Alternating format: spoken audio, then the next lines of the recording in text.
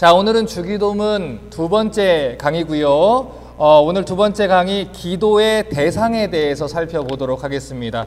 여러분 교재는 5페이지를 펴시면 되고요. 주기도문을 저희가 한번 읽어보고 시작을 하도록 하겠습니다. 함께 읽겠습니다. 하늘에 계신 우리 아버지여, 이름이 거룩히 여김을 받으시오며 나라의 마옵시며 뜻이 하늘에서 임한 것 같이 땅에서도 이루어지이다.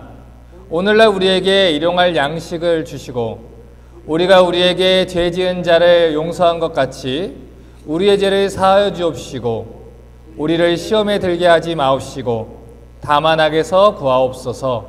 대개 나라와 권세와 영광이 영원히 있사옵나이다. 아멘.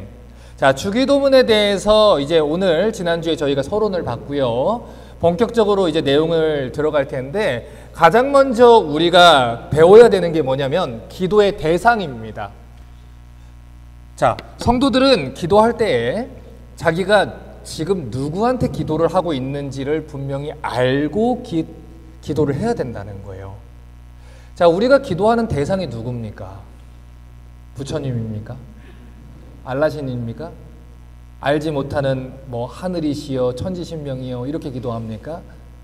아니에요. 성경은 분명하게 막연한 절대자나 다른 우상에 대해서 기도하라고 얘기하지 않습니다.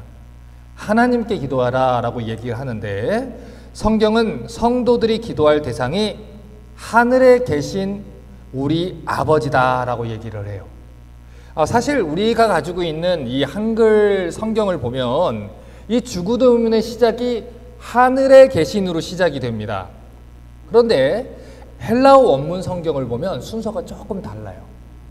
헬라어는 우리랑 이 어순이 조금 다릅니다. 그래서 아버지로 시작이 돼요. 아버지, 우리, 하늘에 계신 이런 어순을 가지고 헬라어 성경이 기록되어 있다는 거예요. 그런데 헬라어는요, 그 기록될 때의 그 중요성대로 기록을 하는 습관이 있습니다. 그러니까 지금 여기에서 아버지라고 먼저 얘기를 한 것은 가장 먼저 우리가 기도할 때 하나님을 어떻게 인식하고 기도하는지가 중요하다라고 얘기를 하는 거예요. 그분은 우리의 아버지가 되신다는 것이죠. 이 기도의 대상을 올바르게 알아야 성도들의 기도의 방향과 성격이 결정이 돼요. 그리고 올바르고 또 올바르지 않는 기도가 분별되는 기준이 됩니다. 자, 제가 지난주에 성경적이지 않은 두 가지 기도의 형태를 예수님이 지적했다는 걸 얘기를 했습니다. 첫 번째는 이방인들의 중언부언하는 기도, 같은 말을 무의미하게 계속해서 반복하는 주문 같은 기도. 그리고 두 번째는 사람들한테 보여주기 원하는 외식하는 기도, 그 위험성에 대해서 얘기를 했습니다. 자, 그런데 이 두 가지 잘못된 기도의 이 공통적인 잘못된 점이 뭐냐면 기도의 대상을 올바르게 알지 못한다는 거예요. 자, 생각해 보십시오. 이방인들이 기도할 때 왜 중언부언을 합니까? 기도하는 대상을 잘 몰라서 그래요. 또 외식하는 유대인들의 기도가 무엇이 잘못됐냐면 하나님이 아닌 사람들이 듣도록 하는 기도이기 때문에 잘못된 겁니다. 이 사람들의 관심은 이 기도의 대상과 올바른 관계를 맺는 데 있지 않아요. 기도의 대상과 교제하는 데 있지 않아요. 그저 그냥 자기들이 원하는 것을 얻어내기만 하면 되는 것입니다. 그래서 대상이 누구인지도 잘 모르는 거예요. 대상이 누구인지도 별로 중요한 게 아닌 거예요. 내 소원만 들어주면 되는 것이죠. 예수님 당시에 이 시대는 그리스에 이어서 로마가 세계를 정복했던 시대입니다. 이 당시 시대의 문화는요, 다신교적인 문화예요. 어떤 신이든지 자기의 소원만 들어주면 된다. 이런 식으로 사람들이 종교 생활을 했다는 것이죠. 그래서 이 사도행전 17장 23절을 보면 이런 기록이 있습니다. 자, 우리 교재를 보시면 5페이지에 수록해 놨습니다. 사도행전 17장 23절 같이 한번 읽겠습니다. 시작. 내가 두루 다니며 너희의 위하는 것을 보다가 알지 못하는 신에게 라고 새긴 단도 봤으니 그런즉 너희가 알지 못하고 위하는 그것을 내가 너희에게 알게 하리라. 바울이 선교 사역을 하다 보니까 이 그리스 지역에 너무 많은 제단들이 있는 거예요. 그런데 이 사람들이 우상을 섬기면서 뭐 제우스 신에게, 아폴로 신에게, 포세이돈에게 신들을 막 적다가 혹시라도 우리가 알지 못하는 신이 삐지면 어떡하느냐. 그래서 알지 못하는 아무개 신한테 이렇게 해가지고 제단을 또 만들어 놨다는 것이죠. 여러분 중에 어떤 분들은 이렇게 기도하는 사람들을 보신 분들도 있을 거예요. 하나님, 부처님, 알라든 누구든 좋으니까 도와주세요. 예전에 예수님 안 믿는 한 친구가 저한테 전화가 왔어요. 기도를 해달래요. 그래서 얘는 예수님을 믿지 않는데 왜 기도를 부탁하나 했더니 이제 절에 다니는 사람한테는 부처님한테 빌어달라고 한 거고 저한테는 하나님한테 빌어달라고 한 거고 자기가 간절하니까 소원만 들어주면 누구든 좋다 이런 거예요. 그래서 돌탑도 쌓고요. 바위나 오래된 나무 앞에다가 물을 떠다 놓고요. 지성이면 감천이다. 그렇게 계속 그런 식으로 기도를 드리는 것입니다.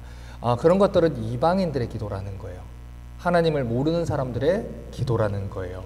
그래서 예수님은 너희가 지금 누구한테 기도하고 있는지 기도의 대상을 올바르게 알고 기도해야 된다 이 얘기를 하는 겁니다. 그래서 사실 기도의 대상을 하늘에 계신 우리 아버지다라는 것으로만 분명하게 알아도 우리가 기도할 때 땡깡피는 절반 이상이 날아갈 거예요. 필요 없는 기도가 될 겁니다. 자, 그러면 예수님이 가르쳐 주신 기도의 대상이 누군지 한번 좀 자세하게 볼게요. 먼저 아버지다라고 얘기를 했어요. 가장 먼저 그분이 아버지다라고 강조하신 이유가 뭐냐면 성도들이 기도할 때 제일 중요한 사실이 기도의 대상이신 하나님과 우리가 어떤 관계가 있는지를 올바르게 알고 기도를 해야 되기 때문이에요. 다시 말해서 우리가 하나님께 기도할 때 제일 먼저 인식해야 되는 게 뭐냐면 우리가 하나님을 어떤 존재로 부를 수 있느냐 그 호칭에 대해서 바로 알아야 된다는 것이고 그런 호칭으로 말미암는 관계가 무엇인지를 알아야 된다는 것이죠. 여러분, 호칭이라는 것은 서로를 부르는 말입니다. 그러니까 제 아내가 여러분이 부를 때는 사모님이라고 부르시겠지만 저는 제 아내를 여보라고 부르죠. 관계성이 그 호칭에 담겨 있다는 거예요. 그러니까 여보라고 제가 부르면 그 호칭 안에는 저는 당신과 결혼한 사이입니다 라는 관계성이 담겨져 있는 거예요. 그래서 여러분은 사모님이라고 부를 수 있지만 여러분이 여보라고 할 수는 없잖아요. 이게 관계성이 담겨져 있다고요. 그 사람이 누구냐, 내가 누구냐, 나와 그 사람의 관계가 어떻게 되느냐 이걸 보여주는 게 호칭입니다. 그런데 성경이 이 구원받은 성도들이 하나님을 어떻게 부르고 또 하나님이 우리를 어떻게 부르시는지 그 호칭에 대해서 먼저 가르쳐 준다는 거예요. 그리고 예수님께서 가르쳐 주신 이 기도문에서도 하나님과 우리 관계가 부모와 자식의 관계다. 이것을 먼저 가르쳐 주는 것입니다. 여러분, 이 주기도문은 4개의 복음서 중에서 마태복음과 누가복음에 기록되어 있습니다. 그런데 생각해 보세요. 누가복음이야 이방인들에게 쓰인 복음서예요. 그런데 마태복음은 유대인들한테 쓰인 복음서입니다. 유대인들은 감히 전능하신 하나님의 이름도 함부로 부르지 않아요. 그래서 우리는 하나님이다, 그분을 아버지라 부르는데 익숙하지만 그분은 유대인들은 성경에서 하나님을 가리키는 표현이 나올 때는 감히 하나님을 엘로힘이라고 부르지 못합니다. 그래서 예전에 한 유대인 친구가 하는 걸 봤는데 이렇게 모자를 가슴에다 딱 넣고 아도나이, 주인님이라는 표현으로 바꿔서 읽어요. 그래서 유대인들은 엘로힘이라는 그 글자를 대할 때마다 아도나이로 바꿔서 주인님, 나의 주인님, 감히 거룩하신 하나님의 이름을 내가 망령되이 이끌 수 없다. 이렇게 존중합니다. 그런데 그런 사회에서 예수님이 뭐라고 했냐면 하나님이 너희의 아버지다라고 얘기를 했다는 거예요. 그러니 그 사람들이 받을 충격이 굉장했겠죠. 그런데 그만큼 이게 중요하다는 거예요. 획기적이고 혁신적인 예수님의 가르침이었다는 거예요. 마태복음 6장 7절과 8절을 또 보겠습니다. 같이 한번 읽겠습니다. 시작. 또 기도할 때 이방인같이 중언부언하지 말라. 저희는 말을 많이 해야 들으실 줄 생각하느니라. 그러므로 저희를 본받지 말라. 구하기 전에 너희에게 있어야 할 것을 아버지 하나님 너희 아버지께서 아시느니라. 자, 지금 주기도문을 이 9절부터 가르치기 전에 먼저 전제로 이 7절과 8절을 주셨다고 했잖아요. 그러니까 먼저 하나님과 우리의 관계성을 가르쳐 주고 주기도문을 시작을 한 거예요. 그러면서도 주기도문 시작하면서도 아버지로 시작된 것은 이 하나님과 우리의 관계성을 인식하는 게 가장 중요하다. 이 기도할 때 하나님이 우리의 아버지다. 이것을 이해하는 게 제일 중요한 거고, 어떻게 기도할까? 무엇을 기도할까? 이건 그 다음에 생각해야 되는 문제라는 것입니다. 자, 그러면 왜 성도들이 기도할 때 우리가 기도하는 대상이 하나님 아버지라는 것을 아는 게 왜 이렇게 중요하냐면, 하나님이 우리 아버지라는 사실을 알 때에 우리의 기도의 방향과 특성이 완전히 달라져서 그래요. 다시 말해서 하나님을 우리를 가장 사랑하시는 아버지로 알고 있다면 우리는요, 하나님을 알지 못하는 사람들처럼 무언가를 막 얻어내려고 안달하면서 중언부언하는 기도를 드리지 않아도 돼요. 이 관계를 올바르게 이해하면 우리의 기도는요, 반드시 달라져요. 필요할 때만 찾아와서 자기가 원하는 것을 얻어내기 위해서 막 땡깡 피고 굶어갖고 얻어내려고 그러고, 그 앞에서 조르고 내 뜻을 하나님 뜻 위에 해가지고 내가 원하는 건 이거니까 이거 들어주세요 막 하고 그렇게 기도하는 게 아니고, 나를 가장 사랑하시는 하나님이시니까 나는 하나님 아버지의 마음을 알고 하나님은 내 마음을 이해하고 공감하는 그 관계성을 갖게 되는 것이죠. 그래서 하나님의 나라와 하나님의 의와 하나님의 뜻을 자발적으로 구할 수 있는 그 영광스러운 소원을 가지게 되는 거예요. 때때로요, 우리가 하나님을 아버지로 부르는 거를 어려워하시는 분들이 있어요. 그래서 어떤 분들은 이 육신의 아버지로부터 그 학대를 받았던 기억이 너무 짙어가지고 아버지라고 하면 굉장히 무섭고 폭력적이고 부정적으로 느껴져서 하나님을 아버지로 부를 생각을 잘 못하는 분들이 있습니다. 근데 그것은 인간의 죄성 때문이에요. 하나님 아버지는 우리 죄로 인해서 타락하고 연약한 인간 아버지와 다른 분입니다. 그분은 우리를 가장 긍휼히 여기시고 우리를 돕기를 원하시고 우리의 연약함을 이해하시는 선하신 하늘 아버지라는 거예요. 또 어떤 사람들은 자기의 모습을 보니까 자기가 너무 못난 거예요. 하나님 앞에 부끄러운 거예요. 그래서 나는 감히 하나님을 하나님이라고 부를 수가 없어요 라고 얘기하시는 분들이 있어요. 그런데 우리가 하나님을 아버지라고 부를 수 있는 근거와 조건은요, 우리로부터 나온 게 아니에요. 우리가 훌륭해서 구원받은 게 아니에요. 우리가 예쁘고 대단해서 자녀 삼으신 게 아니에요. 우리가 하나님의 자녀가 된 것은 오직 예수 그리스도께서 행하신 일에 근거합니다. 예수님의 십자가를 생각해 보세요. 예수님이 우리가 하나님의 자녀로 불리우게 하기 위해서 예수님 스스로 당신이 하나님을 아버지라 부르지 못하는 자리로 올라가셨어요. 그리고 그곳에서 원래 우리가 받아야 했던 철저한 외면을 받으시고 우리의 죄를 지시고 죽으셨어요. 그래서 그분이 다 이루었다라고 하신 그 순간 우리는 예수 그리스도 때문에 하나님 앞으로 나아갈 수 있었고, 그리고 하나님을 아바 아버지라 부를 수 있게 된 거예요. 그래서 우리는 우리 자격 때문에 나가지 않는다는 걸 알아야 돼요. 때때로 우리는 면목이 없습니다. 하나님께 기도할 자신이 없습니다. 자격도 없습니다. 그래서 기도하기를 꺼리는 분들이 있어요. 그런데 우리가 기도할 때 가장 마지막에 누구의 이름으로 기도하죠?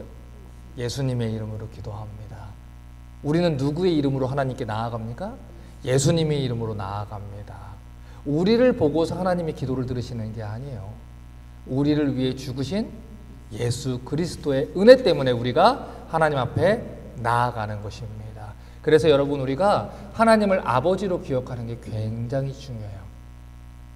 하나님이 자기를 우리 보고 아버지라고 부르라 이렇게 명하신 것은요, 하나님께 굉장한 부담이 있는 약속이에요. 그 말은 너희가 나를 부를 때 내가 반드시 응답하겠다는 하나님의 약속이에요. 내 아들이니까, 내 딸이니까 너희가 나를 부르면 내가 너의 목소리에 반응할 것이다, 응답할 것이다. 천지를 창조하신 하나님이 우리 기도에 응답하신다는 거예요. 그분이 우리 기도를 들으신다는 거예요. 그것은요, 너무나 큰 은혜라는 것이죠. 그래서 이 주기도문의 첫 번째 구절이 나올 때 사실 은혜가 돼야 돼요. 하늘에 계신 우리 아버지, 당신은 하늘에 계십니다. 피조물과 다른 전능하신 하나님이 내 아버지가 되십니다. 오늘도 내 어떠함과 상관없이 내 아버지가 되시고 내 기도를 들으심에 감사합니다. 그리고 기도가 시작이 되는 것이죠. 자, 그러면 6페이지를 좀 펴시고요. 교재. 자, 조금 더 이 말을 자세하게 살펴보겠습니다.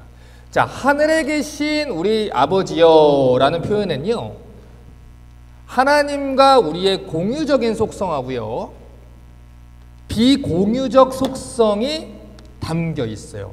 그러니까 여기서 말하는 이 공유적인 속성이라는 것은 인간이 하나님의 형상으로 지음을 받았잖아요. 예를 들면 우리가 하나님을 아버지로 부른다는 것은 우리가 인간 아버지와 또 아들의 그런 그 관점에서도 이해를 할 수가 있다고요.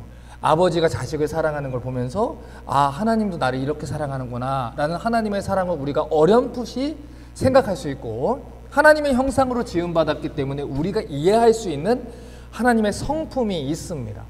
하지만 그렇다고 해서 우리가 하나님의 모든 것을 인간의 모습에서 하나님 쪽으로 올라간다고 이해할 수 있는 건 아니에요. 왜냐하면 하나님은 창조주시고 우리는 유한한 피조물이기 때문이에요. 그래서 비공유적 속성이라는 건 하나님과 우리 사이에 절대로 같을 수 없는 하나님만의 독특하신 그 성질과 성품이 있다라고 얘기를 하는 것입니다. 자, 지금 보면요, 하늘에 계신 우리 아버지여 라고 얘기를 먼저 했어요. 지금 말하는 하늘이라고 하는 표현은 물리적으로 하늘을 얘기를 하는 게 아니에요. 물리적으로 저기는 하늘이고 여기는 땅인데 하나님은 위에 계시니까 크게 불러야지 들으시나 보다 이런 게 아니고, 하늘이 땅에서 높은 것처럼 이 하나님과 우리의 차이가 얼마나 초월성이 있는지를 얘기를 하는 거예요. 하나님은 피조물과 다른 존재다. 그분이 우리가 얼마만큼의 차이가 있느냐는 것을 상징적으로 표현을 하는 거라고요. 그래서 우리 이사야 55장 8절과 9절을 좀 보겠습니다. 우리 6페이지 보시면 이사야 55장 8절과 9절 같이 한번 읽겠습니다. 시작. 여호와의 말씀에 내 생각은 너희 생각과 다르며 내 길은 너희 길과 달라서 하늘이 땅보다 높음 같이 내 길은 너희 길보다 높으며 내 생각은 너희 생각보다 높으니라. 자, 지금 이 말씀도 상징적인 표현을 한 거지요. 하나님이 하늘에 계신다는 것은 땅하고 하늘이 공간적으로 다른 것을 얘기하고자 하는 게 아니에요. 하나님의 계획, 하나님의 능력, 하나님의 뜻, 그것이 피조물인 우리 인간하고는 비교할 수도 없는 초월적인 분이시다라고 얘기를 하는 겁니다. 그래서 구약 성경을 보면 하나님이 얼마나 높은 분이며 위대하신 분이고 영광스러운 분인지를 끊임없이 이야기를 하는 거예요. 그게 하늘에 계신 하나님이다라는 의미입니다.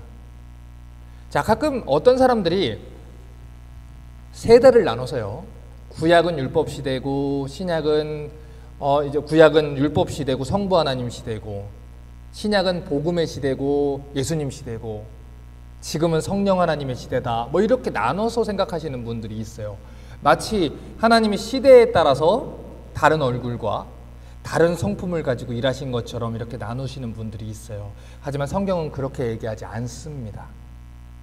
하나님의 성품 중에 신실함이라는 게 있어요.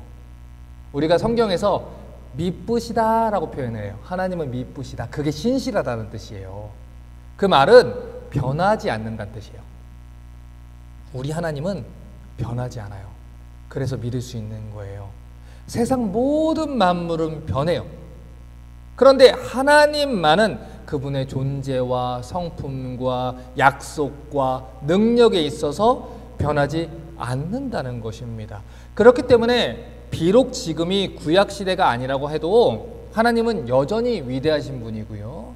여전히 영광스러운 분이세요. 또 그분은 여전히 죄인들이 감히 찾아볼 수 없는 두려운 분입니다. 그렇기 때문에 우리가 믿고 있는 이 신앙의 내용을 가르치는 우리 사도신경의 첫 번째 가르침을 봐도 전능하사 천지를 만드신 하나님 아버지를 내가 믿는다라고 얘기를 하는 거예요. 우리가 예수님 때문에 하나님을 아버지로 삼게 되기는 했지만 여전히 그분은 전능하신 하나님이에요. 여전히 그분은 온 세상의 주인입니다. 제가 저희 집에서 아이들을 훈육을 할 때요, 보통은 그냥 넘어가요. 요즘은 또 많이 컸으니까 넘어가는데 제가 한 가지 무섭게 훈육하는 게 있어요. 아마 아시는 분은 아실 거예요. 언제냐면 엄마한테 함부로 할 때. 아빠한테는 함부로 안 해요. 하도 혼나가지고. 근데 엄마한테 함부로 하면 저희 집에서는 무섭게 혼납니다. 엄마가 친절하다 보니까 이게 가끔 그 아이들이 좀 심각하게 엄마한테 할 때가 있어요. 그러면 제가 이렇게 얘기를 하고 훈육을 해요. 엄마는 친구가 아니다. 그 얘기를 해요. 물론 친구처럼 다정할 수 있지요. 그 아이의 이야기를 잘 들어줄 수 있지요. 가장 친한 친구처럼 지낼 수 있죠. 그렇지만 엄마는 엄마예요. 친구가 아니죠. 왜 교권이 무너졌습니까? 선생님들이 권위가 무너져서 그래요. 왜 부모님의 권위가 무너졌습니까? 그 무너져서 무슨 일이 벌어졌어요? 가정이 무너진 거예요. 하나님 주권을 무시하고 교회가 사람 중심으로 움직이니까 하나님 권위를 무너뜨리려고 했으니까 결국 어떻게 됩니까? 교회는 타락하게 되는 거예요. 이 현대교회의 문제 중에 하나가 뭐냐면 하나님을 가장 친한 친구로는 여겨요. 그런데 그분을 전능하시고 초월하신 하늘에 계신 하나님으로는 생각을 하지 못합니다. 그래서 이 현대교회가 예수님이 친구라는 것을 강조를 해요.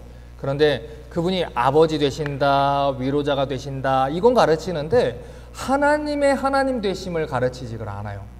여러분, 구약이나 신약이나 하나님은 똑같습니다. 여전히 그분은 찬송받으실 하나님이시고요, 경배받으실 하나님이세요. 그런데 교회들이 하나님을 경외하는 것을 가르치질 않아요. 하나님이 어떤 분인지를 가르치지 않아요. 성경에서 하나님이 모세에게 내 발에서 신을 벗으라 라고 얘기를 하셨다면 여전히 그분은 우리의 경배를 받으시고 우리가 신을 벗고 나아가야 되는 전능하신 하나님이십니다. 그런데 그것을 가르치지 않는 거예요. 오늘 주기도문은 하나님이 하늘에 계시다. 그분은 피조물과 다른 존재다. 그분은 우리를 가장 사랑하시는 아버지시지만 하늘에 계신 초월자시다. 전능하시고 경외받으시기에 마땅한 하나님이다. 이렇게 가르치고 있어요. 그런데 하나님에 대한 경외심이 사라져 버리니까 자기 소견에 옳은 대로 하는 거예요. 하나님 두려운 줄 모르고 교회를 운영하는 거예요. 성도들에게 거짓 가르침을 가르치는 거예요. 그러다 보니까 우리가 기도할 때도 하나님 뜻을 바꾸는 기도를 하려고 하는 거예요. 여러분, 자식이 지혜롭겠습니까? 부모가 지혜롭겠습니까? 당연히 부모가 지혜롭습니다. 살아온 세월이 다르고요, 경험이 다릅니다. 하물며 하나님과 우리의 관계는 어떻겠습니까? 하나님의 뜻을 바꾼다는 것은 하나님보다 우리가 지혜롭다고 얘기를 하는 거예요. 하나님, 그건 하나님이 틀린 것 같아요. 하나님이 잘못 생각한 것 같아요. 하나님, 그것은 제 생각에는 하나님이 잘못된 선택을 하신 것 같아요. 그러니까 바꿔주세요 라고 얘기를 하는 것이죠. 하나님과 자신의 위치를 바꾸는 거예요. 내가 이걸 원하니까 하나님은 하늘에 계시겠지만 비록 그렇지만 내 뒤에 오셔서 내 수발을 드세요. 이건 위치가 잘못된 거예요. 여러분, 우리가 왜 구원을 받았습니까? 하나님을 찬양하고 하나님을 섬기고 하나님께 영광 돌리기 위해서 구원을 받은 자들이에요. 그런데 현대 교회들은 예수님이 우리를 행복하게 하기 위해서 이 땅에 오셨다라고 가르칩니다. 십자가를 감춰요. 그런데 그것은 가짜 복음입니다. 디도서 2장 14절을 좀 보겠습니다. 디도서 2장 14절 같이 한번 읽겠습니다. 시작. 그가 우리를 대신하여 자기를 주심은 모든 불법에서 우리를 구속하시고 우리를 깨끗하게 하사 선한 일에 열심하는 친백성이 되게 하려 하심이니라. 자, 하나님이 우리를 구원하신 것은 선한 일에 열심하는 하나님의 진짜 백성 되게 하시기 위함이래요. 무엇이 그러면 선한 일입니까? 하나님 보시기에 선한 게 선한 일입니다. 하나님의 나라와 하나님의 뜻이 이루어지는 게 선한 것이고요. 그 일을 위해서 사는 게 선한 일입니다. 예수님께서는 우리를 행복하게 만들기 위해서 이 땅에 오신 게 아니에요. 우리를 하나님의 자녀로 삼으시고 하나님의 백성으로 삼아서 하나님 나라의 일을 성취하는 하나님 나라 백성으로 삼기 위해서 오신 것입니다. 물론 우리가 하나님을 사랑하면 하나님을 섬기는 것이 우리의 기쁨이고 행복이 될 수는 있어요. 그런데 우리의 행복을 위해서 내가 이 땅에서 내가 누리고 싶은 걸 다 누리면서 살 수 있도록 내가 서포트해 줄게. 그러기 위해서 하나님이 오신 게 아니라는 것입니다. 하나님 나라의 왕은 누굽니까? 하나님이에요. 그런데 인본주의적인 이 가짜 복음은 하나님이 마치 우리의 시녀가 된 것처럼, 종이 된 것처럼 잘못된 가르침을 가르칩니다. 그분은 왕이십니다. 말 못하는 짐승들도요, 주인의 명령에 순종해요. 하지만 하나님의 백성이라고 지금 자청하고 있는 사람들의 모습을 잘 보세요. 그 사람들은 자기들의 행복을 위해서라면 언제든지 하나님의 말씀은 무시해도 된다고 생각을 하면서 살아요. 그래서 하나님을 친구로서의 위치로 끌어내리는 거예요. 감히 하나님을 내 종이라고 표현하는 발칙한 표현은 쓸 수가 없겠고, 그래서 친구라는 그 표현 가운데 사실 나를 도와주는 친구, 나를 서포트해주는 친구, 내가 필요할 때만 나에게 찾아오는 친구로만 놓는 것입니다. 왜 그렇습니까? 하나님의 주인 되심을 지워버렸기 때문에. 자기들이 구원받은 이유도 잊어버리는 거예요. 자기들의 정체성도 잃어버리는 거예요. 삶의 목적도 잃어버리는 거예요. 이사야 1장 2절부터 4절을 보겠습니다. 같이 한번 읽겠습니다. 시작. 하늘이여 들으라, 땅이여 귀를 기울이라. 여호와께서 말씀하시기를 내가 자식을 양육하였거늘 그들이 나를 거역하였도다. 소는 그 임자를 알고 나귀는 주인의 구유를 알건만은 이스라엘은 알지 못하고 나의 백성은 깨닫지 못하는도다 하셨도다. 슬프다 범죄한 나라요, 허물진 백성이요, 행악의 종자요, 행위가 부패한 자식이로다. 그들이 여호와를 버리며 이스라엘의 거룩한 자를 만홀히 여겨 멀리하고 물러갔도다. 자, 여러분, 이사야가 하나님을 처음 만났을 때 어떤 반응을 보였는지 잘 보세요. 우리 교재 7페이지 이사야 6장 5절을 보겠습니다. 같이 읽겠습니다. 시작. 그때 내가 말하되 화로다 나여 망하게 되었도다. 나는 입술이 부정한 사람이요 입술이 부정한 백성 중에 거하면서 만군의 여호와이신 왕을 배웠음이로라. 자, 이게 구약시대라서 이런 반응이 나온 걸까요? 그러면 신약시대는 다를까요? 우리 요한계시록 1장 17절 봅니다. 시작. 내가 볼 때에 그 발 앞에 엎드려져 죽은 자같이 되매 그가 오른손을 내게 얹고 가라사대 두려워 말라 나는 처음이요 나중이니. 자, 사도 요한의 모습을 보세요. 그가 심판주이신 예수님을 만났을 때 두려워서 그 앞에 엎드려 죽은 자같이 됐다고 얘기를 해요. 이사야나 사도 요한이나 똑같은 표현을 합니다.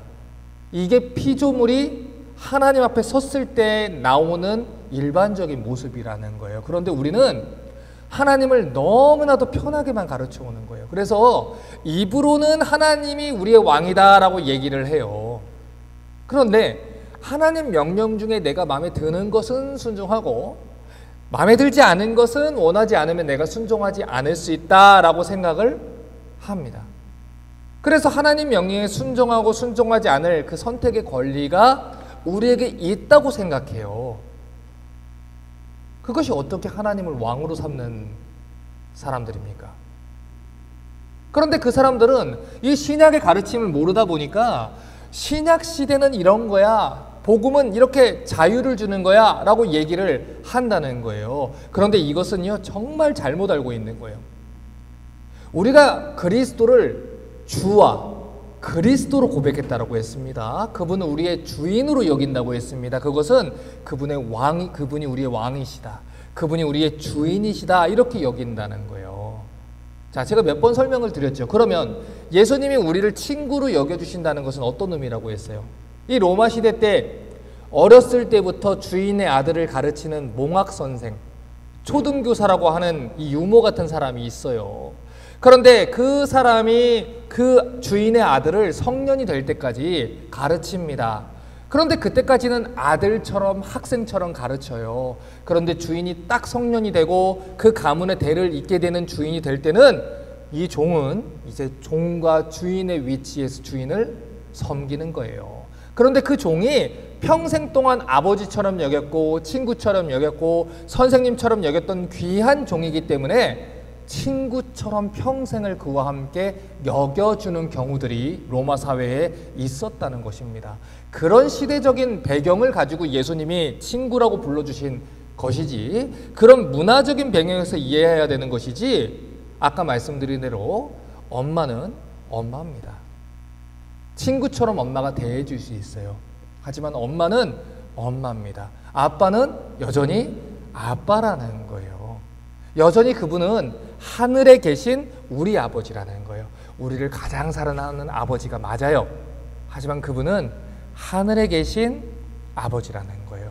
모든 피조물들에게 찬송받기에 마땅한 하나님 아버지라는 거예요. 그래서 우리가 아버지라는 이름을 하나님께 붙이고 관계를 가질 때는 이 하늘에 계시다라는 초월성에 대한 개념하고 하나님이 우리를 가장 사랑하는 아버지다 라는 이 두 가지 개념을 적절하게 생각하고 그 밸런스를 잃지 않고 신앙생활을 해야 된다는 겁니다.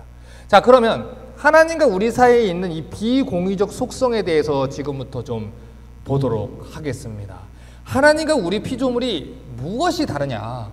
도대체 무엇이 다르길래 그분이 하늘에 계신 우리가 다른 피조물과 다른 초월하신 하나님이다 라고 얘기를 하느냐?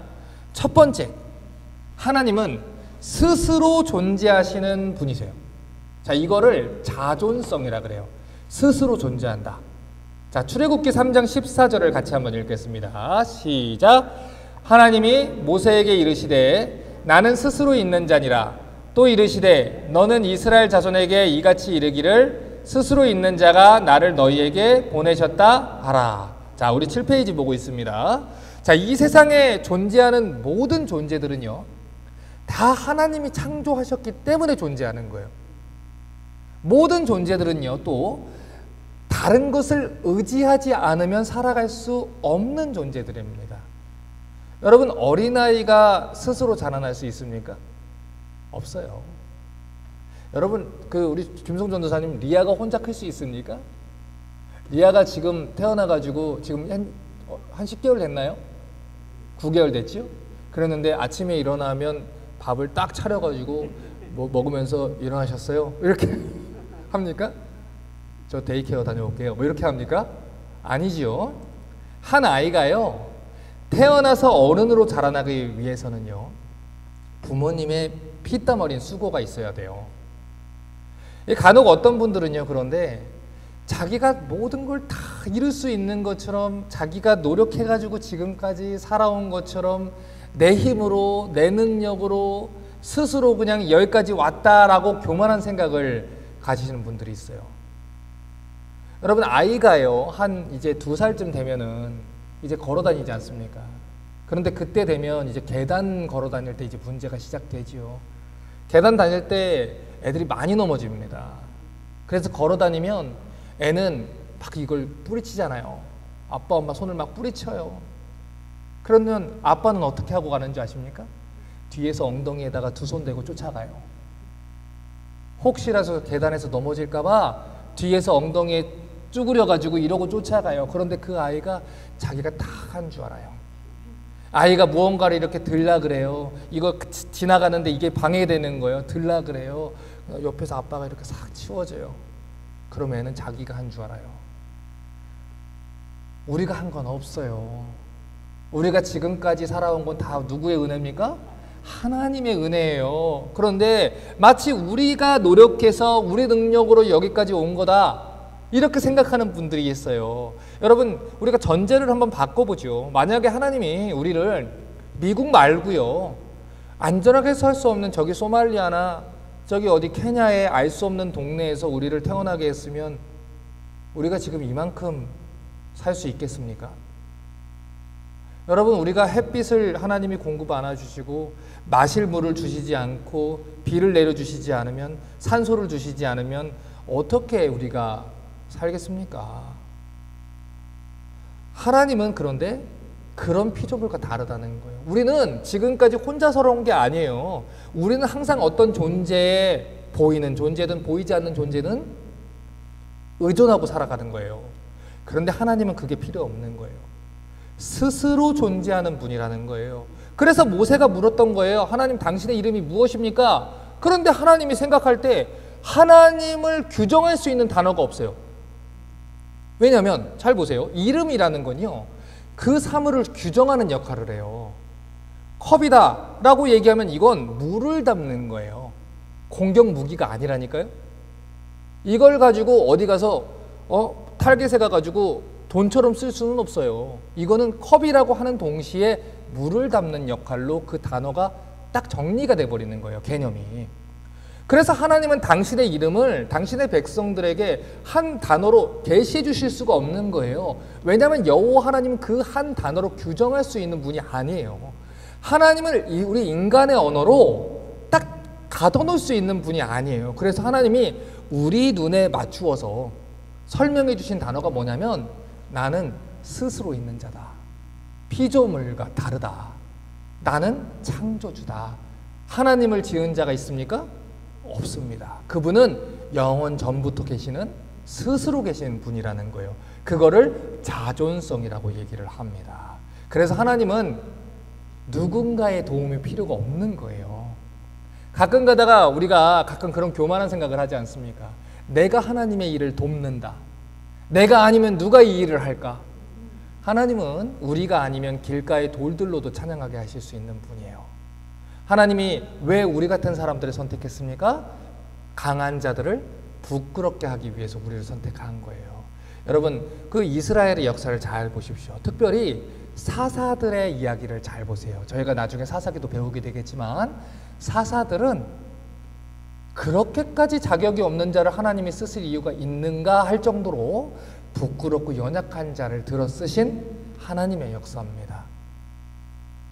하나님은 길가의 돌들로도 당신의 일을 하세요. 그래서 우리가 하나님의 일을 돕는 게 아니에요. 하나님은 스스로를 도우시는 분입니다. 하나님은 당신의 영광을 우리에게 맡기지 않으셨어요. 잘 보세요. 우리가 사무엘서의 이야기를 보면 블레셋한테 언약궤를 뺏겨요. 그런데 언약궤를 뺏겨서 그거를 이제 다시 찾아오는 길에, 원래는 하나님 말씀대로라면 레위인들, 그것도 고핫 자손이 어깨에 메고 언약궤는 옮기게 되어 있습니다. 다른 백성들이 그 언약궤에 손대면 죽어요. 그게 하나님의 법이에요. 그런데 그 하나님의 법대로 언약궤를 옮기지 않고 이 다윗 왕이 수레에다 실어가지고 그것을 옮기게 합니다. 그런데 이 수레에다 실어가지고 그 언약궤가 옮기는데 우사라는 사람이 소들이 막 날뛰니까 그걸 잡아요. 어떻게 됩니까? 죽어요. 여러분, 우사가 그거를 왜 잡았어요? 하나님의 언약궤가 감히 땅에 떨어질까봐. 그 하나님의 영광스러운 언약궤를 지키겠다고 잡은 거예요. 그런데 우사가 죽었어요. 누군가는 말합니다. 하나님 너무하신 거 아니냐? 하나님 영광 위해서 했는데 너무한 거 아니냐? 그런데 분명하게 말씀드릴게요. 하나님의 영광은 하나님이 지키세요. 우리가 하나님의 영광을 지킨다는 건 하나님의 말씀을 믿고 지키고 신뢰하는 거예요. 하나님이 어깨에 지라고 했으면 우리는 어깨에 지면 되는 거예요. 하나님이 하라고 하신 말씀이 있다면 그 말씀대로 행하면 되는 거예요. 왜요? 내 길은 너의 길보다 높다. 하늘이 땅과 다른 것처럼 높다. 그것을 인정하는 것을 두 글자로 뭐라고 하냐면 믿음이라고 얘기를 하고요. 그대로 살아가는 것을 두 글자로 순종이라고 얘기를 하는 것입니다. 하나님은 당신의 영광을 사람들한테 맡기지 않아요. 이사야의 말씀을 잘 보십시오. 나는 내 영광을 다른 자한테 주지 않는다고 하셨어요. 하나님 영광은 누가 지키십니까? 하나님이 지키세요. 우리는 무엇을 하면 됩니까? 하나님이 말씀하신 대로 순종하고 믿고 걸어가면 된다는 거예요. 이것이 피조물과 창조주 하나님과의 차이입니다. 자, 두 번째 하나님의 비공의적 속성을 볼게요. 하나님은 변하지 않으시는 분이라는 거예요. 자, 우리 교재 우리 7페이지 히브리서 13장 8절 봅니다. 같이 읽겠습니다. 시작. 예수 그리스도는 어제나 오늘이나 영원토록 동일하시니라. 세상의 모든 피조물은 변합니다. 10년이면 강산도 변한다 그랬잖아요. 나라도 변합니다. 사람도 변합니다. 예전에 그렇게 친하던 사람들이 한순간에 적이 되고 원수가 되고 틀어지는 것을 경험했던 그 분들이 있을 겁니다. 그토록 사랑해서 결혼을 한 사람들이 10년도 안 돼서 헤어지는 것도 많이 보고요.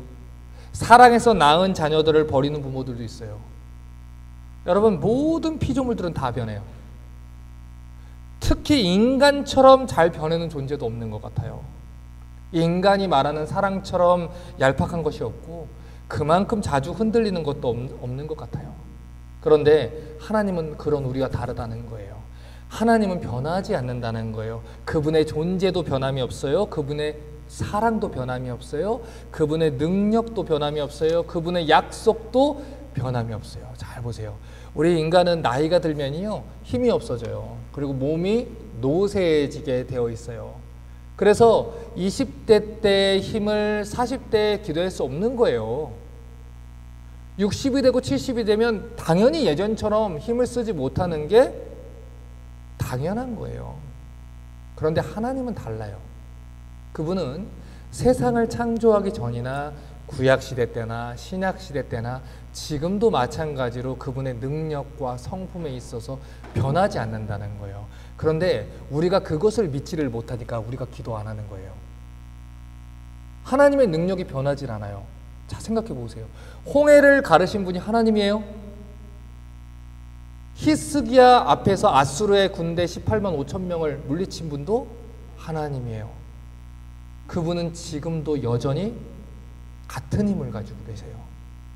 이스라엘의 60만 명의 그 많은 사람들을 광야에서 하루도 빠짐없이 매일매일 만나와 메추라기로 굶기지 않고 먹이신 분이 하나님이세요. 신명기 8장에 말씀하시기를 너희가 이 40년 동안에 너희가 내가 단 한 번이라도 너희를 굶겼니? 너희 의복이 해진 적이 없다. 너희의 신발이 낡아서 떨어진 적이 없다. 하나님은 그 약속을 지키시는 거예요. 그런데 그 능력 있는 하나님이 지금 우리가 섬기는 하나님과 같은 하나님입니까? 틀린 하나님입니까? 같은 하나님이라는 거예요. 그분의 약속도 변하지 않았어요. 그분의 능력도 변하지 않았어요. 그분의 성품도 변하지 않았어요. 그 사실을 믿는다면 기도하겠지요. 그 구약의 능력 있는 사건을 행하신 하나님이 고작 내 앞에 있는 이 작은 문제 하나 해결하지 못하겠습니까? 그걸 믿으면 기도하겠지요. 또 하나님이 변하지 않으시는 분이기 때문에 우리 구원이 안전한 것입니다. 성경이 우리의 구원이 하나님의 은혜다. 하나님께서 우리를 이끌고 가신다. 하나님이 우리를 완성하실 것이다 라고 약속하시는 그 구원의 약속을 우리에게 주시는 것, 그게 왜 은혜로운 거냐면 하나님이 시작했기 때문에 하나님이 그것을 이룰 능력도 있고 힘도 있고 그 약속을 취소하지 않을 뿐이기 때문에 그래요. 우리가요, 예를 들어서 우리 자녀들을 기를 때요, 그러지 않습니까? 자녀들한테 너 이거 잘하면 아빠가 나중에 아이패드 사줄게 했다고 생각을 해보세요. 그랬는데 그 아이가 약속을 받고 나서 그 동생하고 계속 싸우고 못된 짓 하고 그러면 엄마 아빠가 무슨 생각이 듭니까? 너 이렇게 하는데 아빠가 그걸 사줘야 돼? 너는 약속 안 지키는데 아빠는 약속을 지켜야 돼? 우리는 당장에 그 말이 나와요. 그리고 그게 더 심해지면 우리는 약속을 안 지킬지도 몰라요. 그런데 하나님은 그런 분이 아니라는 거예요. 우리의 어떠함과 우리의 잘못됨과 우리의 신실하지 못함과 상관없이 하나님은 변하지 않으시는 분이기 때문에 하나님이 약속하신 것은 지킨다는 거예요. 이스라엘 백성들이 바벨론의 포로로 갔습니다. 70년 동안 포로 생활을 했어요. 그들이 그곳에서 철저하게 회개하고 완전히 달라졌기 때문에 하나님이 그들을 회복시켰을까요? 아니에요. 그들은 나오자마자 똑같이 우상을 섬겼어요. 나오자마자 똑같은 죄를 저질렀어요. 똑같이 하나님을 조롱했어요. 하나님이 그걸 몰랐을까요? 하나님 아세요. 그런데 하나님이 왜 그들을 구원하셨을까요? 이유는 하나예요. 하나님이 약속했기 때문에 하나님의 이름을 위해서, 하나님의 명예를 위해서, 하나님 영광을 위해서 나 여호와는 나를 위해서 약속을 지키는 자라. 하나님 때문에 그렇게 하시는 거예요. 하나님이 불변하시는 분이시기 때문에 우리가 기도할 수 있는 거예요. 그 약속 붙잡고 기도하는 거예요. 하나님, 나는 이렇게 못났지만 하나님 일용할 양식을 주신다고 약속하셨으니 오늘도 나를 돌보실 것을 믿습니다. 그러면 두 다리 뻗고 자는 거예요. 너 못났으니까 야 네가 나한테 이렇게 하더라도 내가 너를 밥을 줘야 돼? 하나님은 이렇게 하지 않으세요. 하나님 먹이신다고 했으면 먹이세요. 하나님이 책임진다 했으면 책임지시는 거예요. 때때로 우리는 신실하지 못해서 범죄하지만 하나님은 신실하신 분이기 때문에, 변하지 않은 분이기 때문에 그 약속을 지킨다는 거예요. 그러니 얼마나 기도라는 것이 즐겁고 기쁜 일이에요. 세 번째로 하나님은 시간을 초월하시는 분이에요. 이거를 영원성이다라고 얘기를 합니다. 이 말을 쉽게 말하면 하나님한테는 시간 제약이 없다는 거예요. 시간과 공간은요, 하나님의 피조물이에요. 하나님이 지은 거예요. 그래서 하나님은 시간과 공간의 영향을 받지 않으세요. 교재 8페이지를 보시고요. 우리 베드로 후서 3장 8절을 보겠습니다. 같이 읽겠습니다. 시작. 사랑하는 자들아, 주께는 하루가 천년 같고 한 년이 하루 같은 이 한 가지를 잊지 말라. 이 말은 하나님이 우리 천년의 시간이 필요한 일도 하루에도 하실 수 있는 분이라는 거예요. 그러니 전능하신 하나님이란 것과 또 연결이 돼요. 그런데 이 말은 우리 이해를 돕기 위한 말이에요. 그러니까 적어도 하루는 필요하다 이 얘기가 아니라고요. 그것보다 하나님이 천지를 창조할 때 뭐 6일의 시간이 필요했느냐, 더 오랜 시간이 필요했느냐, 이런 논쟁하라는 얘기가 아니고 하나님한테는 1초든 0.1초든 그 시간의 그 제약을 받지 않는다는 거예요. 우리의 개념으로 하나님을 생각하지 말라는 것입니다. 그래서 우리의 신앙이 창세기 1장 1절로부터 시작이 됐다고 했잖아요. 태초에 하나님이 천지를 창조하셨다. 그분이 말씀하시면 그대로 된다. 며칠이 걸렸는지 그게 중요한 게 아니에요. 하나님이 지으셨다. 하나님은 전능하시다. 하나님은 시간에 제약을 받지 않으신다. 이거예요. 그러니까 이 성경에 대해서 의심하고 하나님에 대해서 의심하는 자들이 얘기하는 건 결국 하나님을 믿느냐 믿지 못하느냐 여기에서 관련돼 있는 거예요. 하나님을 믿지 못하니까 이 성경이 이렇게까지 보존되는 게 말이 되느냐, 이 예언이 이렇게까지 들어맞는 게 말이 되느냐, 이렇게 얘기를 해요. 자, 그런데 뒤집어서 얘기를 해볼게요. 하나님이 신이라는 존재가, 그 신이라는 존재, 제가 아까 그 단어를 여기다가 놓으면 이 단어가 그 의미를, 존재를 규정한다 그랬죠. 신이라는 존재, 그 단어를 규정하면 신은 한계가 없어야 돼요. 그렇죠? 신은 다 할 수 있어야 돼요. 그게 신이에요. 전능자라는 건 할 수 없는 게 없어야 돼요. 다 할 줄 알아야 돼요. 그 말은 하나님이 6일 동안에 그거 창조를 못하면 그건 신이 아니라는 얘기가 되는 거예요. 그런데 이 사람들은 하나님이 어떻게 이렇게 할 수 있느냐라는 전제부터 오류가 된 거예요. 하나님, 신이라는 개념에는 그 모든 것을 할 수 있는 전능성이라는 개념이 이 단어의 규정 속에 들어가야 된다는 것이죠. 하나님은 전능하신 분이에요. 시간의 제약을 받지 않으시는 분입니다. 그렇기 때문에 그분은 당신이 세운 계획들을 차질 없이 모두 다 성취하실 수 있는 분인 거예요. 여러분, 우리가 때때로 왜 하나님을 원망합니까? 내 눈에 안 보여서 원망하는 겁니다. 여러분, 예를 들어서 저희가 이런 거는요, 실습을 한번 하면 진짜 정확하게 기억해요. 우리 어른 성경학교를 해가지고 이거 실습을 해야 되는데, 이게 불을 딱 끄고요, 한 사람은 안대를 딱 끼고 앞에서 라이트를 비추고 간다고 생각을 해보세요. 앞에 사람은 이게 보여요. 그래서 불안하지 않지요. 그런데 그걸 못 보는 사람은 불안한 거예요. 우리는 내일 일도 몰라요. 그래서 불안해요. 하나님은 보십니다. 그래서 하나님은 불안하지 않아요. 그런데 우리는 그러니까 원망하는 거예요.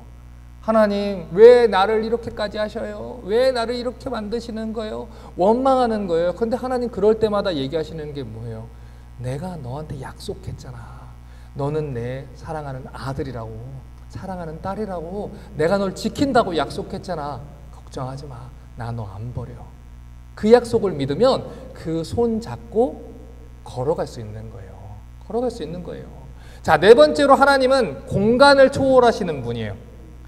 어디에나 다 계신다. 이걸 편재성이라고 얘기를 하는데, 이 하나님의 속성 중에 이 편재성이라는 건 하나님이 어디나 다 계신다라는 겁니다. 하나님은요, 어떤 그 세상에 무엇보다 크신 분이에요. 그래서 세상이 하나님을 담을 수가 없어요. 세상의 것으로 하나님을 다 담을 수도 없고 표현할 수도 없어요. 그래서 열왕기상 8장 27절을 보면 이렇게 말했습니다. 우리 같이 한번 읽겠습니다. 시작. 하나님이 참으로 땅에 거하시리이까 하늘과 하늘들의 하늘이라도 주를 용납지 못하겠거늘 하물며 내가 건축한 이 전이오리이까. 하나님은 너무 크신 분이에요. 하늘과 하늘들의 하늘이라도 하나님을 담을 수가 없어요. 시편 139편 7절부터 10절도 보겠습니다. 시작. 내가 주의 신을 떠나 어디로 가며 주의 앞에서 어디로 피하리이까. 내가 하늘에 올라갈지라도 거기 계시며 음부에 내 자리를 펼지라도 거기 계시니이다. 내가 새벽 날개를 치며 바다 끝에 가서 거할지라도 곧 거기서도 주의 손이 나를 인도하시며 주의 오른손이 나를 붙드시리이다. 자, 아멘이 나와야 되는 거죠. 자, 뒤집어 주시고요. 자, 제가요, 예전에 우리 이제 젊은 부부들 설교하러 한번 간 적이 있었어요. 근데 젊은 부부들이 가지고 있는 고민 중에 하나가 뭐냐면, 우리 청년들도 마찬가지겠지만 신분 문제예요. 그러니까 신분 문제로 이 미국에서 고통당하는 분들이 많으니까 불안해하는 거예요. 그런데 그때는 이제 저도 신분이 안정되지 않은 상태니까 저도 마찬가지겠지요. 그러니 제가 얘기하는 게 조금 더 설득력이 있었을 거예요. 그런데 제가 그때 이런 설교를 했었어요. 하나님은 한국에 안 계십니까? 하나님은 중국엔 안 계십니까? 하나님은 캐나다엔 안 계십니까? 하나님 계셔요. 내가 신분이 문제가 생기고 만료가 돼서 한국으로 가야 되면 가면 돼요. 거기에 누가 계셔요? 하나님이 계셔요. 내가 사업을 이렇게나 했는데요. 내가 여기서 이렇게 버린 게 많은데요. 내가 이렇게 해서 여기서 떠나면 안 되는데요. 그건 누구 생각이에요?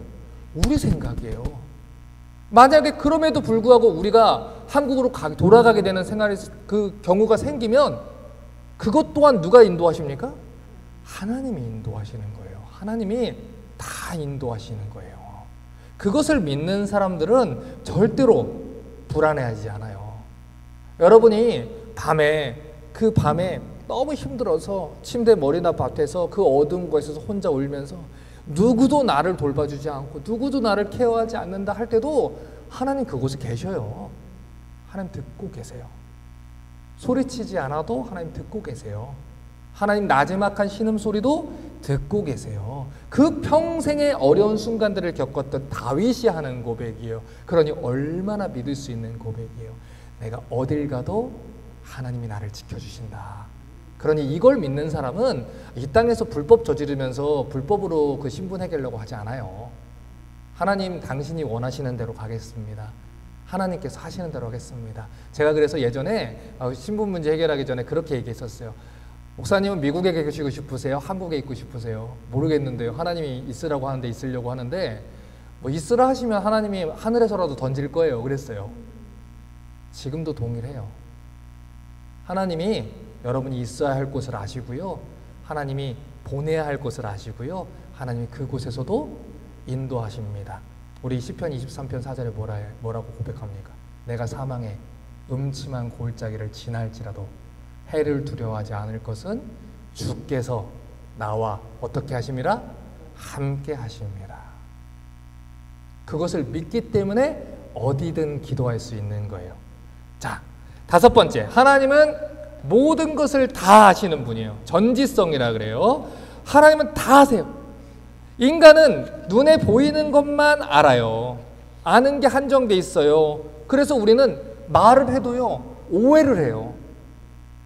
아무리 친해도요, 시간이 지나면 소원해지고 문자로, 표정으로 뭐 관계가 틀어지고 그러면 말하는 걸 오해하기도 하고요. 사정을 잘못 이해하기도 하고요. 뭐 그렇게 하는 경우들이 많이 있어요. 그런데 하나님은요, 우리가 말을 구구절절히 다 안 해도 심지어 우리조차 모르는 우리의 마음도 다 아신다는 거예요. 다 아신다는 거예요. 때때로요, 살면서 억울한 일 당할 수 있습니다. 특별히 하나님 법대로 살면요, 더 그럴 수 있어요. 무릇 그리스도 예수 안에서 경건하게 사는 자들은 박해를 받으리라. 예수의 법대로 살려고 하다 보면요, 남들에게 말하기 힘든 어려운 일을 당할 수도 있고요, 손해볼 수도 있어요. 그럼에도 불구하고 우리가 기도를 멈추지 않을 수 있는 이유가 뭡니까? 하나님이 다 아신다. 여러분, 이건요, 진짜 큰 은혜가 돼요. 하나님이 다 아시니까. 하나님이 다 아시니까. 이게 우리를 버티게 하는 말이에요. 사람들은요, 자기가 힘든 거는 2박 3일도 얘기를 해요. 그런데 누군가가 나한테 와서 힘들다고만 얘기를 하면요, 1시간도 못 들어주는 게 사람이에요. 그렇죠? 그러니까 사람들 찾아가서 아무리 힘들다고 얘기를 해봐야 여러분 마음만 속상한 일들이 많아요. 참된 위로가 없지요. 그런데 오직 누구만이 우리를 물리치지 않아요? 하나님은 물리치지 않아요. 그래서 기도가 신나는 거예요. 하나님은 우리 얘기를 야, 제가 너한테 저렇게 얘기하던데 하지 않아요. 하나님은 야, 그만해라 하지 않아요. 하나님은 유일하게 이 세상에서 내 아픔과 슬픔에 대해서 10,000번 얘기하고 30,000번 얘기해도 다 그런 거야 라고 얘기하지 않아요. 유난 떨지 말아라고 얘기하지 않는 분이에요.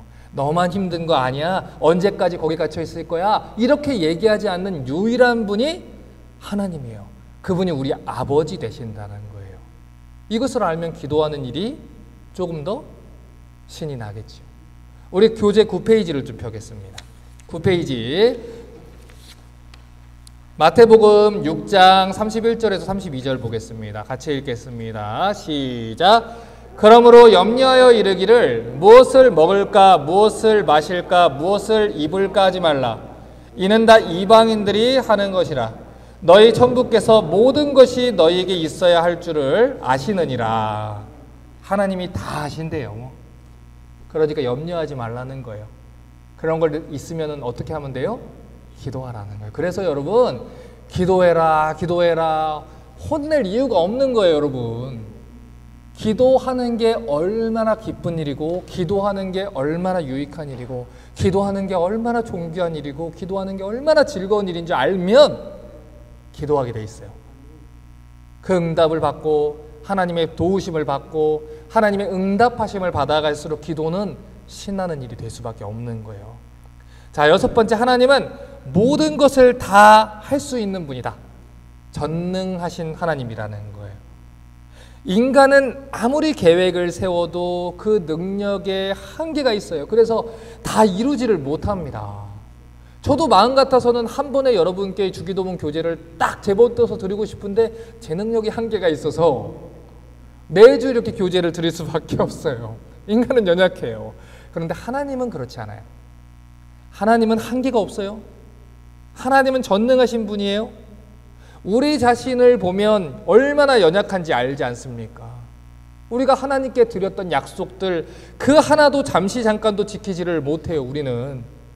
그런데 하나님은 때때로 우리가 하나님 당신 앞에서 지키지 못했던 약속들이 있음에도 불구하고 우리를 보면 우리 구원이 완성될 수 있을까 싶음에도 불구하고 하나님이 전능하신 분이기 때문에 우리 구원이 이루어지는 거예요. 마가복음 10장 27절을 한번 읽겠습니다. 시작. 예수께서 저희를 보시며 가라사대 사람으로는 할 수 없으되 하나님으로는 그렇지 아니하니 하나님으로서는 다 하실 수 있느니라. 우리는 못해요. 그런데 하나님은 해요. 나는 연약합니다. 하나님은 전능하십니다. 그래서 우리가 기도해야 되는 거예요. 하나님 도와주세요. 기도해야 되는 거예요. 여러분 예배 때마다 제가 왜 같이 통성기도를 하는 줄 아십니까? 왜 그때 기도하는 줄 아세요? 우리 유튜브 온라인 예배 1년 4개월 했잖아요. 화면을 보고 저랑 제 안에만 있는데 거기서 통성기도를 했어요. 여러분 그거 얼마나 힘든 줄 알아요? 화면 보고서 얘기하는 것도 힘든데 여기서 통성기도를 나 혼자 한다고 생각을 해보세요. 쉽지 않아요. 그런데 꼭 해야 되기 때문에 1년 4개월 동안 계속했던 거고 교회를 개척하고 제가 설교할 때마다 같이 기도하는 거예요. 이유는 하나예요. 그 말씀을 붙잡고 지금 기도하고 하나님 그 말씀대로 살 수 있는 능력을 받지 않으면 우리는 그 말씀대로 못 살아요. 그래서 그 말씀을 딱 들었을 때 말씀 붙잡고 기도하고 나가자는 거예요. 그래서 하나님 주신 은혜를 붙잡고 나가자는 거예요. 한 번이라도 더 기도하자. 생각날 때마다 기도하자. 그 말씀이 가장 마음속에 꽂혀 있을 때 그때 그 말씀 붙잡고 기도하자. 그래서 저희가 같이 기도하는 겁니다. 우리 히브리서 4장 16절 보겠습니다. 같이 읽겠습니다. 시작.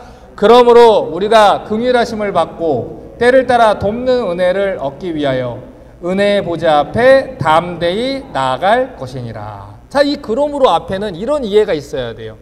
하나님은 전능하신 분이고 그분은 우리를 가장 긍휼히 여기시는 아버지심으로 그러므로 우리가 하나님 앞에 나아가자. 기도하자. 이렇게 나아갈 수 있는 것이죠. 자, 이제 마지막 7번째. 하나님은 실수가 없으신 분이에요. 우리 로마서 8장 29절을 보면 하나님의 은사와 부르심에는 후회하심이 없느니라 라고 얘기합니다.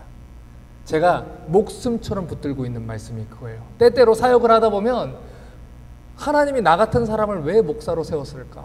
오늘 왜 저 설교단에 나를 세웠을까? 아, 교회 가기 싫다. 막 그럴 때가 있어요. 오늘도 이 설교를 해야 되는 부담감에 교회 가기 싫을 때가 있어요. 그런데 그럴 때마다 내가 능력 없어서 못할 것 같을 때마다 하나님 뭐라고 하시는지 그 말씀을 딱 붙들고 올라가요. 하나님이 나를 부르시면은 후회하심이 없다. 하나님이 여러분을 자녀 삼은 것을 단 한 번도 후회하신 적이 없어요. 단 한 번도. 지금까지도 앞으로도 한 번도 후회하신 적이 없어요. 이것이 얼마나 우리에게 큰 위로가 되는지를 몰라요. 아이고 저거를 내 자식 삼은 거를 안 했어야 되는데 하지 않는다고요. 처음부터 지금까지 언제나 우리는 하나님의 자랑이고 하나님 자녀들이라는 거예요. 이사야 46장 10절을 보겠습니다. 시작. 내가 종말을 처음부터 고하며 아직 이루지 아니한 일을 옛적부터 보이고 이르기를 나의 모략이 설 것이니 나의 모든 기뻐하는 것을 이루리라 하였노라. 자, 하나님이 기뻐하고 하나님이 약속한 모든 것들을 하나님이 다 이루신다 그랬어요.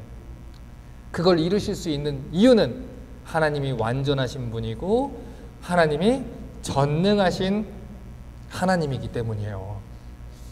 그것을 믿은 사람은 이 기도하는 행위가 훨씬 더 즐겁고 기쁜 행위가 될 겁니다. 자, 이제 강의를 오늘 정리를 해볼게요. 오늘 우리가 배우는 이 주기도문 첫 번째 구절에서는 우리가 놀라우신 하나님을 하늘아버지로 부를 수 있다. 이것을 저희가 살펴봤습니다.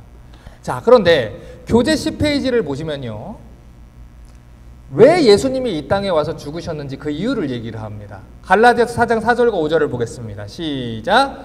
때가 참에 하나님이 그 아들을 보내사 여자에게서 나게 하시고 율법 아래 나게 하신 것은 율법 아래 있는 자들을 속량하시고 우리로 아들의 명분을 얻게 하려 하심이라. 하나님이 예수님을 통해 우리에게 주신 최고의 복이 뭐냐면 우리를 십자가에서 구원하신 것 그 너머에 있는 거예요. 그래서 우리를 하나님의 자녀로 삼은 거예요. 우리가 하나님을 아바 아버지로 부르게 하신 거예요. 그러면 하나님이 우리를 자녀로 삼았다는 것, 우리가 아버지로 부른다는 것은 우리 삶에 어떤 영향을 미치느냐, 이게 중요해요. 이게 오늘 우리가 기억해야 되는 하이라이트예요. 자, 첫 번째로 아버지 하나님은 하나님의 자녀들의 필요한 모든 것들을 어떻게 주신다고요? 공급해 주세요. 그리고 보호해 주세요. 여러분, 때때로 우리는요, 우리가 가난하니까 하나님도 가난한 줄 알아요. 그러니까 성도들은요, 흙수저니 뭐니 그런 얘기를 하면 안 돼요. 우리는 우리가 가난하니까 하나님 아버지도 가난한 줄 안다니까요. 우리는 하나님 아버지 자녀예요. 세상에 말하는 금수저 따위하고는 비교가 안 된다니까요. 하나님이, 전능하신 하나님의 보호를 받는, 하나님의 공급을 받는 하나님 자녀라는 거예요. 신명기 1장 30절과 31절을 같이 한번 읽겠습니다. 시작. 너희 앞서 행하시는 너희 하나님 여호와께서 애굽에서 너희를 위하여 너희 목전에서 모든 일을 행하신 것 같이 이제도 너희를 위하여 싸우실 것이며 광야에서도 너희가 당하였거니와 사람이 자기 아들을 아는 같이 너희 하나님 여호와께서 너희의 행로 중에 너희를 아느사 이곳까지 이르게 하셨느니라 하나. 자, 보세요. 여러분, 우리가 힘들 때요, 이런 기도해요. 하나님 어디 계셔요? 그래요. 그렇죠? 하나님 안 보여요. 하나님 어디 계셔요? 나 고통 중에 하나님 어디 계셔요? 이렇게 얘기를 해요. 근데 정말 고전의 이야기인데, 여러분 그 해변의 발자국 예화 들어보셨을 거예요. 발자국이, 모래사장의 발자국이 이렇게 4개가 찍혀 있어요. 2개가 이제 2사람의 발자국이 찍혀 있어요. 어느 순간에 발자국이 하나만 있는 거예요. 그래서 원망을 했어요. 하나님, 이때가 내 인생의 제일 힘든 시간인데 하나님 어디 가셨어요? 그랬더니 그 발자국 네 거 아니야. 그거 내 거야. 그러시는 거예요. 그때 내가 너를 업고 걸었어. 그게 모래사장의 예화거든요. 여러분, 자녀가 아파요. 아파서 밤새 잠을 못 자요. 그러면요, 자녀가 숨 못 쉬고 코가 뒤로 넘어가면요, 부모가 자식을 안고서 잠을 자요. 저희 하람이 이제 돌된 때 열이 막 너무 나고 아파가지고 잠도 못 자는데요, 애가 제 품에서만 잠을 자는 거예요. 그래서 제가 그때 이제 우리 다른 세미나 컨퍼런스 강사로 제가 초대를 했을 때라 원고를 써야 되는데 얘가 계속 저한테만 안겨서 잠을 자니까 제가 한 손에 이렇게 안고 한 손으로는 타자를 쳤어요. 새벽 내내. 그런데 보셔요. 저는 아빠예요. 사랑하는 아들이에요. 그래서 그 아이를 땅에 두지 않아요. 왜냐면 애가 아프니까. 그런데 애가 제 품에 안겨 있으니까 앞이 안 보일 거 아닙니까? 그러니 하나님, 아빠 어디 있어요? 나 아픈데 어디 있어요? 그럼 제가 뭐라고 하겠어요? 내가 너 안고 있다 이놈아. 그럴 거 아니에요. 자식이 아플 때 부모는요, 가장 가까이 있어요. 하나님이 우리를 아는같이 돌보셨다는 거예요. 그렇게 하나님이 여러분 돌보신다는 거예요. 이사야 46장 3절과 4절을 보겠습니다. 같이 한번 읽겠습니다. 시작. 야곱 집이여, 이스라엘 집에 남은 모든 자여, 나를 들을지어다. 배에서 나무로부터 내게 안겼고 태에서 나무로부터 내게 품기운 너희여, 너희가 노년에 이르기까지 내가 그리하겠고 백발이 되기까지 내가 너희를 품을 것이라. 내가 지었은즉 안을 것이요 품을 것이요 구하여 내리라. 이것이 하나님의 약속입니다. 그러니 이 약속 붙들고 기도하시면 돼요. 하나님이 나 붙든다고 약속하셨죠? 하나님, 오늘도 내가 이 말씀 붙들고 기도합니다. 믿음 주세요. 하나님 약속은 변하지 않아요. 우리가 흔들리는 거죠. 그러니 우리는 뭘 위해서 기도해야 돼요? 믿음 달라고 기도해야 되는 거예요. 하나님이 잘못한 게 아니에요. 우리의 믿음이 흔들린 건 우리의 잘못이에요. 예수님이 제자들에게 뭐라고 했습니까? 시험에 들지 않게 깨어있어 기도하라 그랬어요. 시험에 드는 거는 누구 탓이에요? 우리 탓이에요. 뭐 안에서? 기도 안에서. 오직 의인은 믿음으로 말미암아 살리라. 믿음으로 말미암아 사는 거예요. 그리고 믿음은 언제 발생해요? 하나님의 말씀을 들을 때 발생하는 거예요. 여러분, 그래서 이 믿음 계속해서 붙들기 위해서는 말씀과 기도 생활이 항상 이렇게 이 밸런스가 맞춰서 유지되어야 하는 것입니다. 가장 중요한 일이에요. 자, 우리 마지막으로 교재 11페이지 봅니다. 하나님께서는 당신의 자녀들을 양육시키고 훈련시키십니다. 제가 이번 여름에요, 저희 아들이 그 20kg여가지고 너무 삐쩍 마른 거예요. 그래서 너무 병도 많이 걸리고 아프기도 하고 속상해서 제가 걔를 하루에 푸시업을 100개씩 시키고 100개씩 시키고 스쿼트를 시키고 뛰게 만들고 하더니 그 밥맛이 좋아가지고 밥을 막 먹더니 1년 동안 10kg가 찌더라고요. 그리고 조금 건강해지더라고요. 그 아이는 그거 할 때는요, 아빠가 시키는 게 싫었을 거예요. 저도 시키는 게 귀찮았어요, 사실은. 그런데 부모는요, 자식이 건강하기를 바라요. 그래서 때로는 하나님도 당신의 자녀들을 단단하게 훈련시키고 죄와 싸워서 이길 수 있는 하나님의 건강한 자녀로 세워지기를 바라시는 거예요. 그래서 성도들의 삶 속에서도 때로는 훈련 기간이 있어요. 그렇지만 그것이 하나님이 우리를 밉거나 서운하게 하거나 그러기 위함이 절대 아닙니다. 하나님이 우리를 훈련시키는 것은 그 훈련을 통해서 우리가 건강하게 자라나기를 위함이라는 거예요. 우리 베드로후서 3장 18절 같이 한번 읽겠습니다. 시작. 오직 우리 주 곧 구주 예수 그리스도의 은혜와 저를 아는 지식에서 자라가라. 영광이 이제와 영원한 날까지 저에게 있을지어다. 아멘.